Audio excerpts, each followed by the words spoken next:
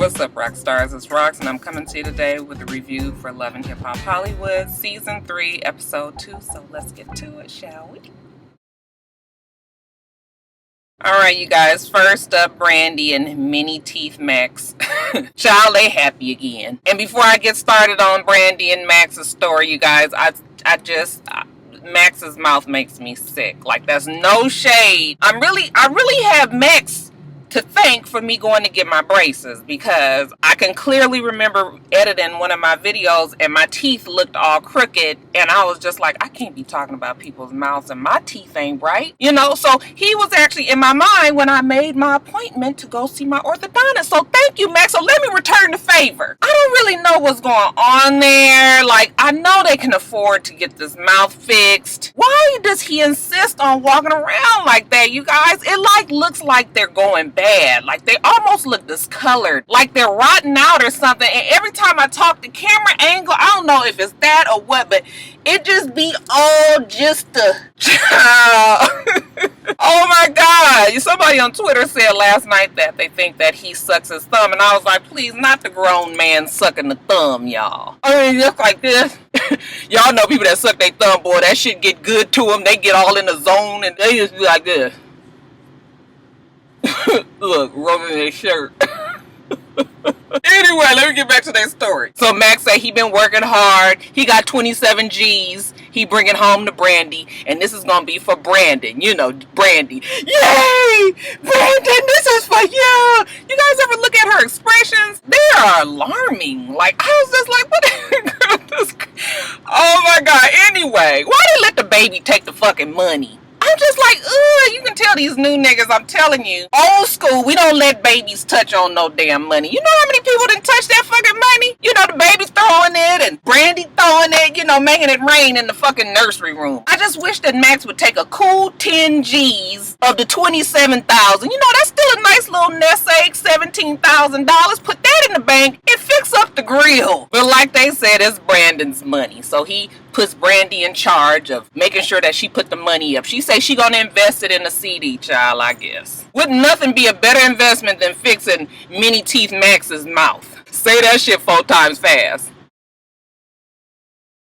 Alright, you guys, so Masika's back, and if you guys watched me the first season, you guys know that Masika is not my favorite person. Masika is pregnant, so we're not gonna beat up on the pregnant lady, but we're gonna make it clear that me and Masika, we ain't seeing eye to eye on a lot of shit. I know she's a favorite, she throws shade and all that, but yeah, I ain't forgot about the dirt that Masika was involved in when she was trying to get with Young Bird, and how she did Hazel dirty. Okay, so yeah, I still fresh on that, y'all. Like I said, we ain't gonna beat up on her too bad, but you know, we gonna call a spade a fucking spade. Okay, if it quack and walk like a duck, then bitch, it's a damn duck. What we not gonna do is sit here and act like Fetty Wap and Masika had a relationship, that you got pregnant and now the nigga want to act brand new, because that's not how it happened. When she made the announcement on Power 106, she clearly said that it was a love child situation. She got pregnant the night that she and Fetty Wap recorded her song Andale. Is that the name of the song, you guys? Yeah, that's the name of the song, Andale. And honey, I know I talked about it on top of the blogs. I remember very clearly the post-coital videos the next day, you know, them two, her and her lingerie,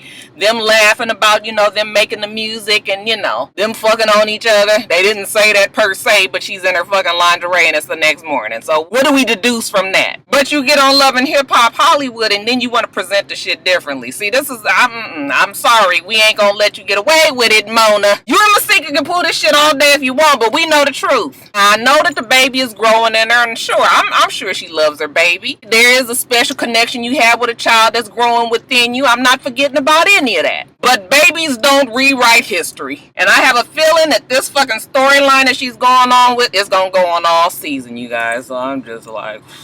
She's talking to the lawyers because evidently Fetty Wap is all in the blogs and he blasting her, making her look like a gold digger and that she planned this. Now, we ain't gonna give Fetty Wap the slide either. Nigga, you was dipping in the swimming pool and you didn't have no fucking cap on. And you already got 15 other kids, so I don't know why you thought this girl was gonna be any different. And obviously, he got super sperm.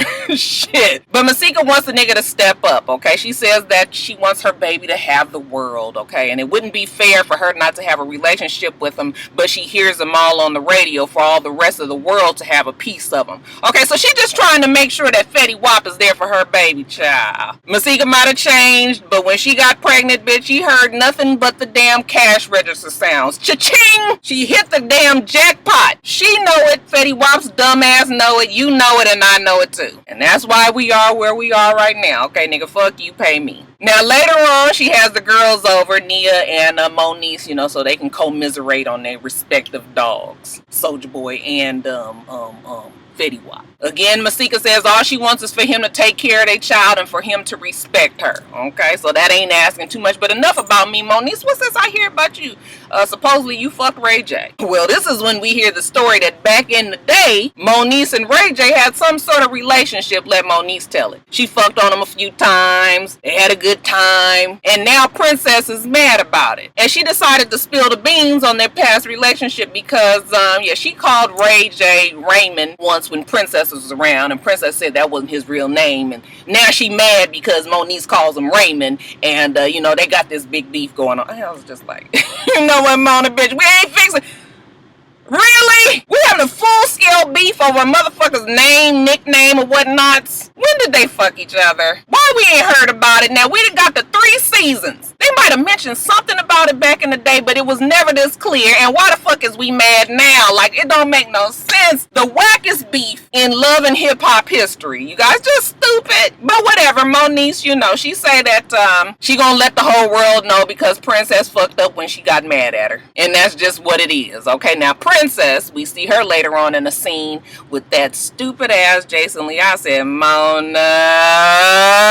Oh my God, not Jason Lee. Of all fucking people, the messiest person, the most disrespectful ass nigga. I mean, you really got him back up on this show after he did Hazel wrong. But see, you see how she did Hazel. Hazel ain't on the show no more, right? Okay, so I guess we can't ask too much of Mona, huh? His ass is on there and he does what he does best, stir up drama. Says that Moniece says that she fucked Ray J. Okay, Princess. He said that he fucked her, when she was 19. They only did it once at a party. So, I mean, what's the big deal? He ain't thinking about her. Maybe he trying to forget about her. I mean, I would too. But what she better do is get the fuck out my face before I slap them damn bags off her face. And I was just like...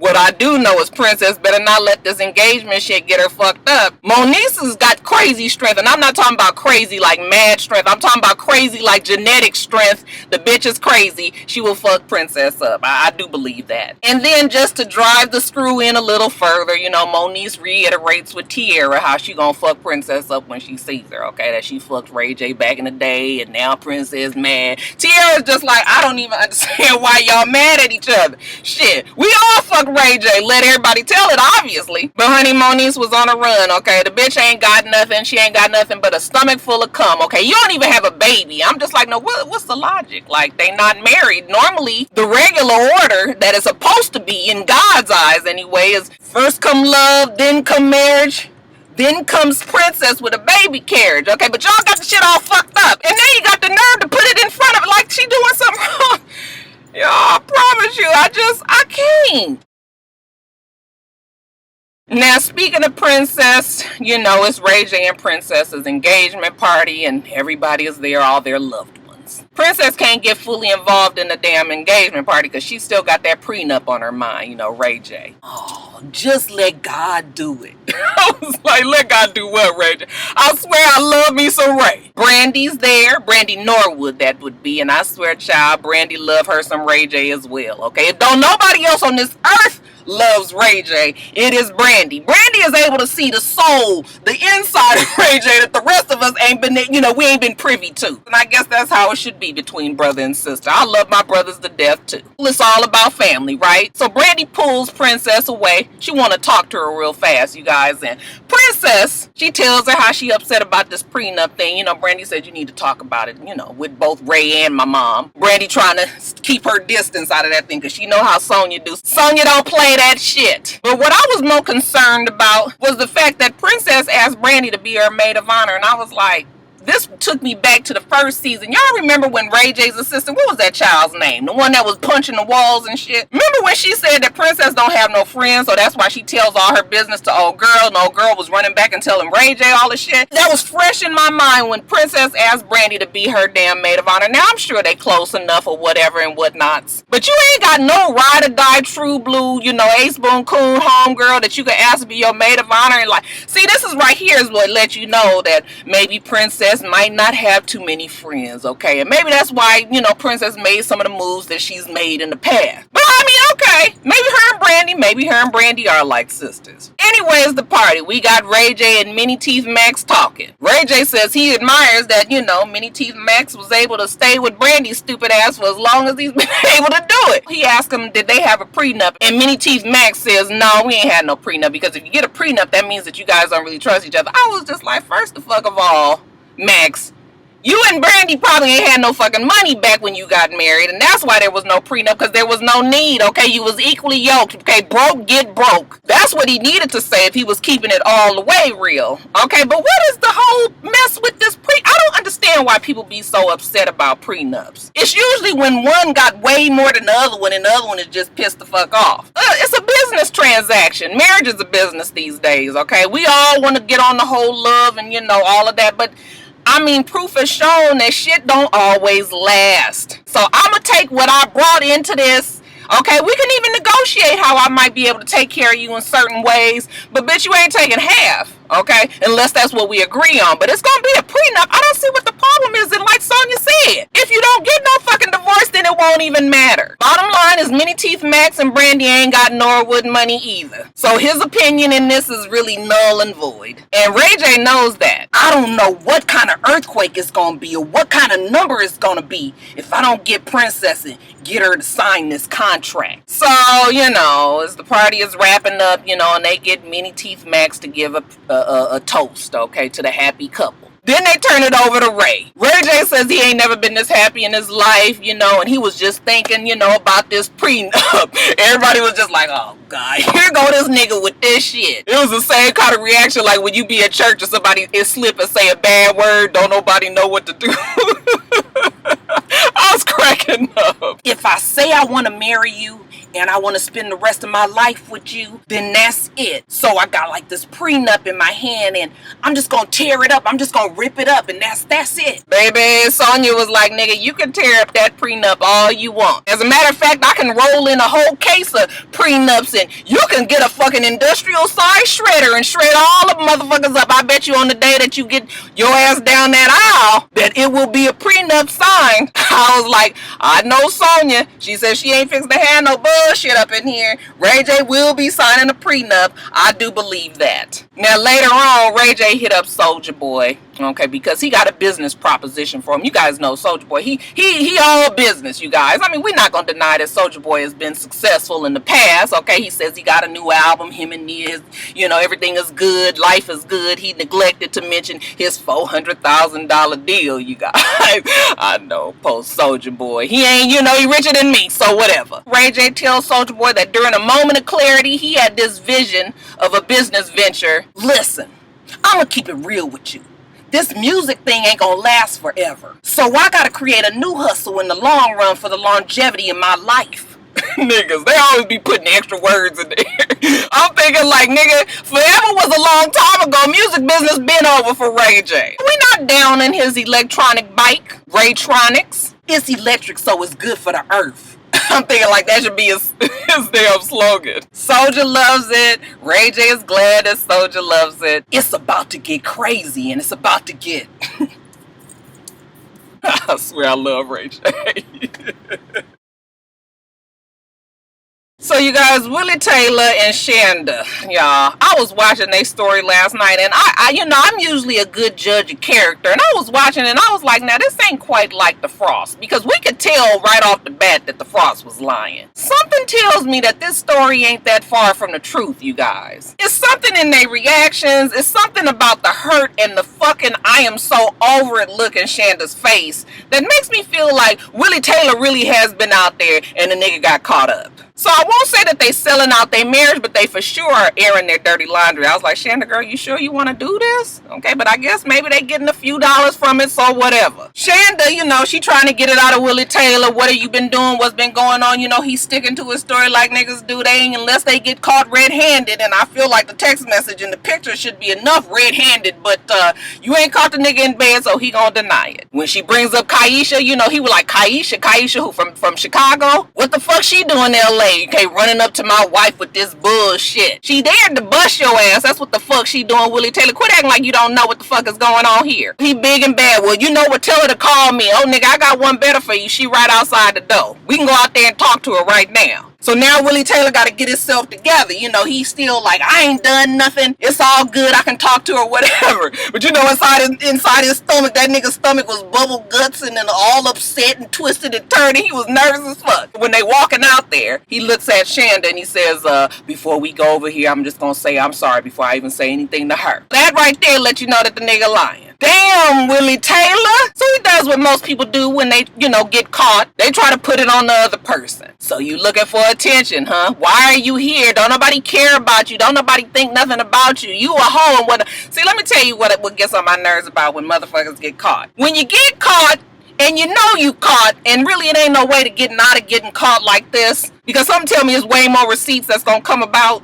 What you should probably do is just be like, damn, I fucked up. I'm sorry. I did make some mistakes, but I'm willing to make it work. And you guys try to get your shit put back in order. But when you sit up there and you deny, and not only do you deny, but then you try to make the other motherfucker look worse than you, calling them a hoe, telling them nobody give a fuck about you, that you nasty and you this and you that, then what does that say about you? You was fine when you was in the bed with the bitch. You put your relationship on the line, so obviously you cared about her at some point. But now that we all sitting up here together, then all of a sudden she a bitch and she a hoe and don't nobody give a fuck about you and you need to go somewhere. He gonna say don't nobody give a fuck about the past. And Shanna was just like, oh yeah, somebody does me. And it's obvious that the past is not so past as you trying to say. Okay, because Willie Taylor is still sticking to he ain't talked to the girl since 2004. But who the fuck come from 12 years ago and all of a sudden just be this passionate about it? I mean, I'm sure it's motherfuckers out there that got a, you know, ulterior motive, but no, Willie Taylor.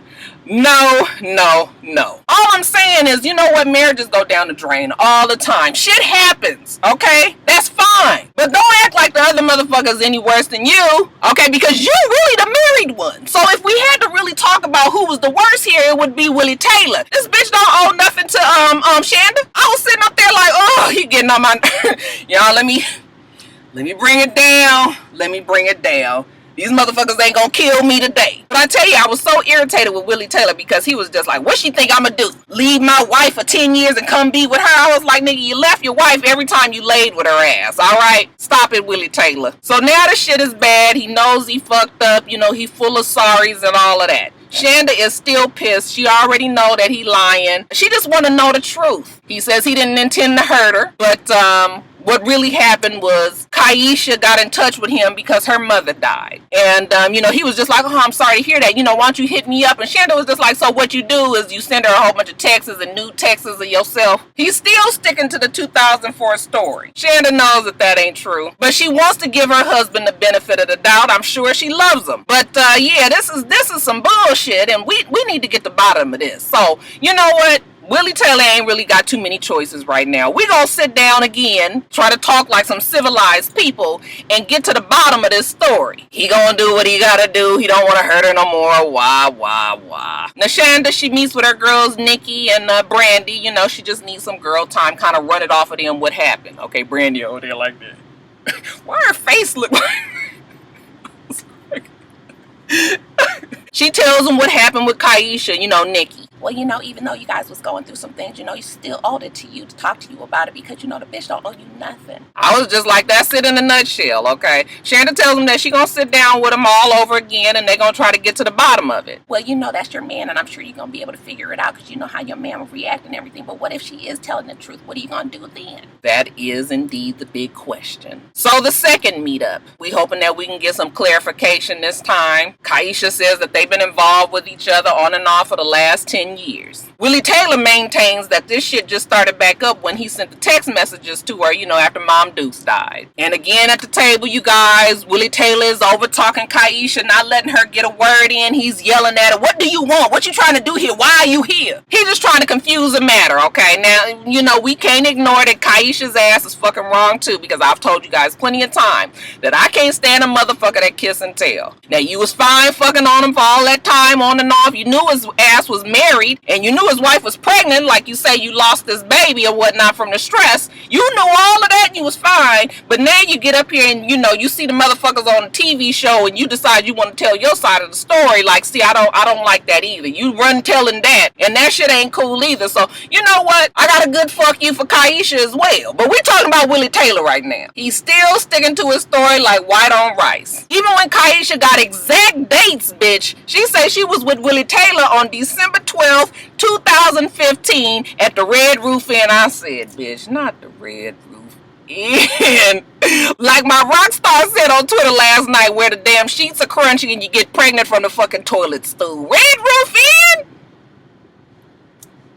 He gonna look at Shanna and say, wasn't we in Chicago then? And Kaisha was like, no, actually Shanna was in LA. And Shanna was like, well, how do you know that? She said, cause he told me, bitch. He told me a whole bunch of shit about y'all. That right there should have confirmed it, because all you got to do is think back in your mind like, yeah, I was in LA. And I mean, that ain't public information. So obviously Kaisha found out some kind of way. So now the shit just done went bad. It didn't went left. They're arguing, everybody fussing and all. Kaisha say that she still was in love with Willie Taylor. And honey, that's all she wrote. Shanna reached over there and just hit her in the chest, throat area, about like this. And all you saw was her head go back. And of course, security rushes in. And you know what Kaisha say? She's still in love with him. Sit down at this table. You can call me a hoe all you want. But he was with me plenty of times for 10 years. And while he was still with you, and I was just like, see, this is terrible. What could be in Willie Taylor's mind when you know you about to sit down with the bitch? You needed to tell your wife everything. You gonna sit up here and let all this shit go down like this? Alright, you guys, that's it. Let me get off of here. Was I screaming, y'all? Y'all know I'll be so excited when I do this show. Anyway, make sure you rate, comment, and subscribe to the channel. I'm itsrox. The channel is for itsrox. Everything else I do will be in the bottom bar. All right. So I hope that you have a wonderful, wonderful rest of your day. I plan on doing the same.